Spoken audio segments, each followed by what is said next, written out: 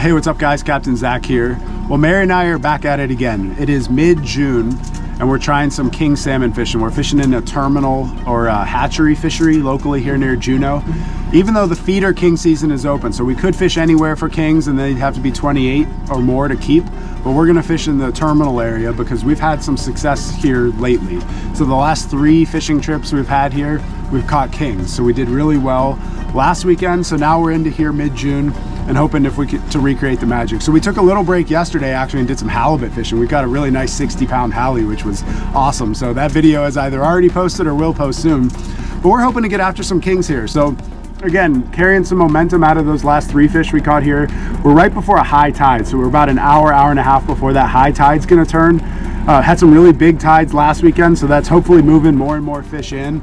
So there's all kinds of reasons for there to be some fresh schools of fish in the area. So around that high tide, hoping to find some magic. We're just gonna troll some 11-inch flashers with some herring clips and probably a couple different size herring as well. That has been a really hot bite for us lately, so we're gonna see if we can run that play again and find some success.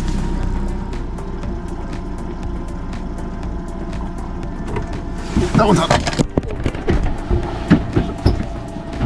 Okay, nice. Oh, it's strip and drag, big fish. You want me to slow the boat? Yeah, slow it down just a touch. Oh, this thing's racing. Yeah, I'll get the other gear. Okay.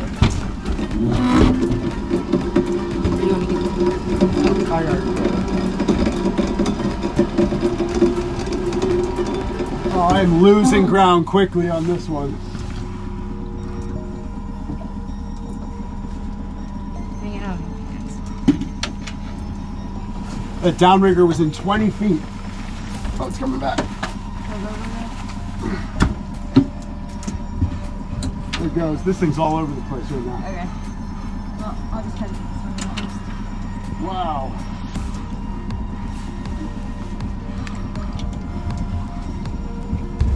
You okay for a second?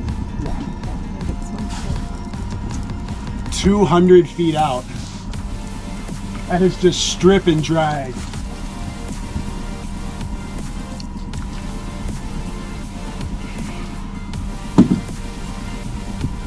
You can go ahead and take it completely out of gear, actually. Yep. There's nothing I can do to turn this fish. Do we need to go back? No, this will be good. If it's out of gear, I'll gain back just a little bit. Okay.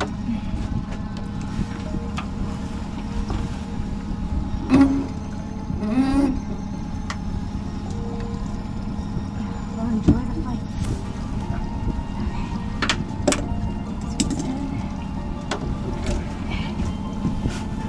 Just about to get back.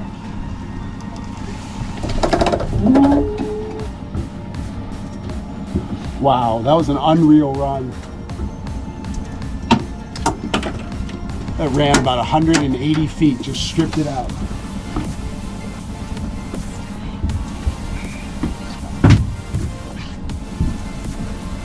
Okay, we got the boat out of gear, so now we're gaining back a little easier.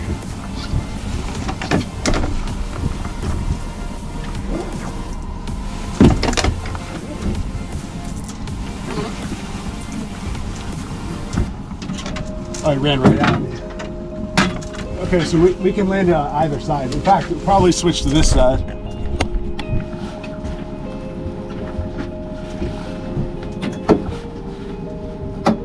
I might use this kicker to start maneuvering the boat a bit.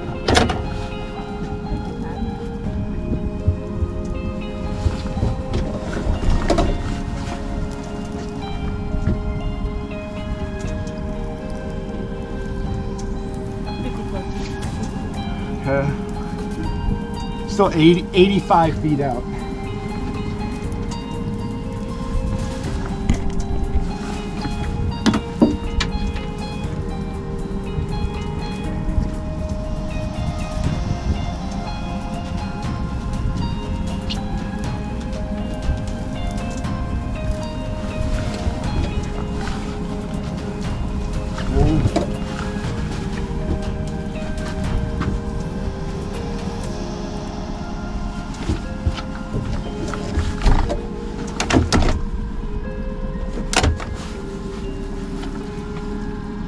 Okay, 40 feet.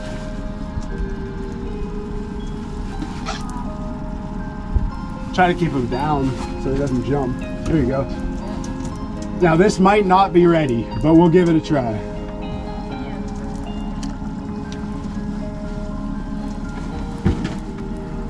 Okay, you ready? Oh, you gotta go. Yep. No, bring him up. Nice! Yes! Got it. I got it.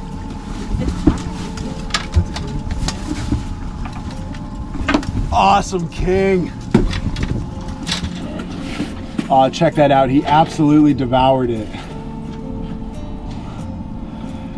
Had the main hook way down there, and then that side hook got him near the fin too. So that was double hooked. He wasn't coming off. Oh, and there you go. An awesome king salmon. Mary with a fantastic net job on that one. Okay, now I've got my scale back to pounds instead of kilograms, so let's get a weight on this guy.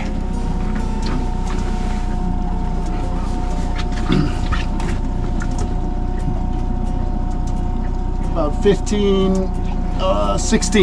so it was about 15.8. A nice 16-pound king. Oh, that was a fantastic fish. So that took a couple 100 feet of drag right away. So it was just strip and drag. Couldn't even do anything to turn it or gain it back, but took the boat out of gear, and then finally we were able to start slowly working it back. Slow and steady is the name of the game with those big kings. So worked it right to the boat, and Mary just did a fantastic job on the net. So just got it in the net first try, no stabbing around, just immediate fish to the net. But just to give you a sense of what I was running there, just an 11-inch flasher. So actually I caught one on this last weekend as well. So 11 inches, but pretty reflective, heavy chartreuse here with some pink stripes. So that's been a good pattern so far this season in relatively shallow water. And actually behind that flasher had a chartreuse herring clip, and I just have it retied. I switched the hook, so I retied and re-rigged a new herring, but this is a blue label herring. So just to give you a sense of the size and then kind of where the hook falls in line right at the tail there. But that was relatively shallow water again. So that's the fourth king of the season, and all of those have had the downrigger set probably in the 20 to 30 range, and probably in about 50 feet of water total. So relatively shallow in terms of where the kings are starting to get picked up. Yeah, that fish bit a blue label herring. I've got one green label out and one blue label. The blue label's a little bigger, the green one's a little smaller. You know, in the first two kings I caught this season were on the smaller one, that green label, and then now the second two, they've hit blue label herring, the bigger one. So it's always good to kind of test out a couple of different sizes. You never know what they'll be in the mood for. Oh, that was such a cool fish. And you know what? For the first time this season, we were able to fight a king salmon and not have it be a fire drill of like trying to dodge boats and crab pots at the same time. So relatively speaking, that was actually a pretty easy fight. So we were able to just focus on the fish and kind of get it to the boat and not have to deal with all those obstructions that might be cutting our line. Yeah, right before that fish hit, I had talked to two separate anglers, both who just missed some big ones. So both had nice fish on, and then they ended up getting off, which is unfortunate, but also a good sign, kind of sign of life that there's some active fish in the area, some schools of kings that are willing to bite. So not surprising then that, you know, sort of they had their opportunities, and then eventually the opportunity flowed our way and we got a big bite, and we're fortunate enough to get it to the net. Okay, awesome. That fish hit probably maybe a half hour after the tide turned, so we still have a little bit of that high tide magic left, so maybe we'll be able to pick up one more bite. Yeah, one nice one, about a 16-pounder. Yeah, how about you guys? Okay. I talked to two other people, had nice kings on and got off, so there's some, they're definitely here. Well, we were on our way out to the salmon grounds this morning, and Mary asked a really important question. She said, did you bring your halibut salad sandwich?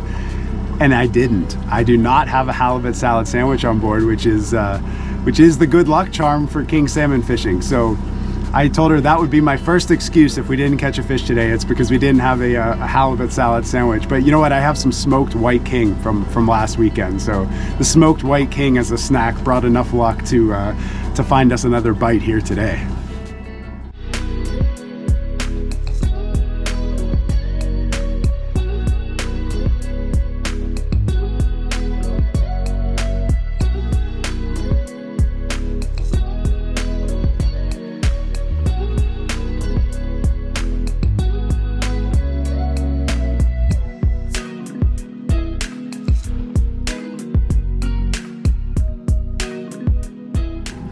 Oh, well, I think we're getting ready to call it a day. It turned into an absolute just beautiful day. It's actually almost a scorcher. I had to take my jacket off. The sun is shining. It's barely a cloud in the sky. But what a great session. So this was always intended to be just a quick trolling session around that high tide. So we trolled for about 3 hours, and you can't really ask for anything better than that. I mean, we picked up that bite and landed a really gorgeous king, that 16-pound king. So really just kind of keeping the king salmon momentum moving this season. That is 4 for 4 the last times we've been out king fishing. So that's a great result, and we're just thrilled about that. Fortunate as well, because it's a tough bite right now, and sometimes you have to put in some long rod hours to get action, and so we've been pretty fortunate to come here and get some bites. So all in all, just fantastic stuff, doing some king salmon trolling here near Juneau, Alaska.